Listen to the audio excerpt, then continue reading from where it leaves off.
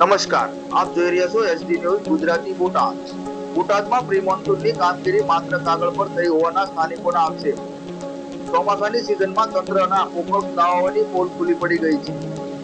દર વર્ષે પ્રી મોન્સૂનની કામગીરી પાછળ લાખો રૂપિયાનો ધુમાડો કરવામાં આવે છે, પરંતુ વાસ્તવિકતા એ છે કે સામાન્ય વરસાદમાં પણ બોટાદના અનેક વિસ્તારમાં પાણી ગરકાવ થઈ જાય છે.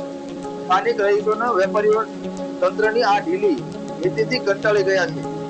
ગટર સફાઈથી લઈને રોડ રસ્તાના સમારકામ સુધીની તમામ કામગીરીમાં ભ્રષ્ટાચાર અને વેગ ઉતારવામાં આવી હોવાના ગંભીર આક્ષેપ ઉઠી રહ્યા છે.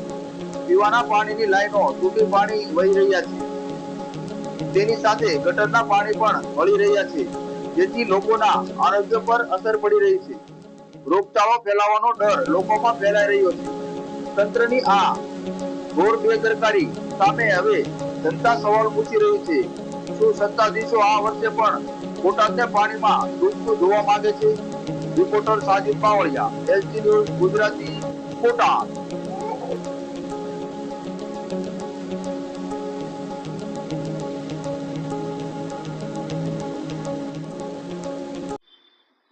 તમારો પરિચય? મારો પરિચય દામજીભાઈ પટેલ, બોટાદ જિલ્લા કોંગ્રેસ સમિતિ મંત્રી. દામજીભાઈ, પ્રી મોન્સૂનની કામગીરી બોટાદમાં કરવામાં આવી છે, તો એ કામગીરી કેવી? જે પ્રી મોન્સૂનની કામગીરી કરી છે એ મારા હિસાબે કાગળ ઉપર થઈ છે. મને ક્યાંય દેખાતી નથી, કારણ કે ઠેર ઠેર નદીના ગંદા પાણી ભરાણા છે અને જે પાણીની લાઈન નીકળી છે એમાં ગટરનું પાણી ભળી જાય એવી શક્યતા છે જો આને તાત્કાલિક સરખું કરવામાં નહીં આવે તો.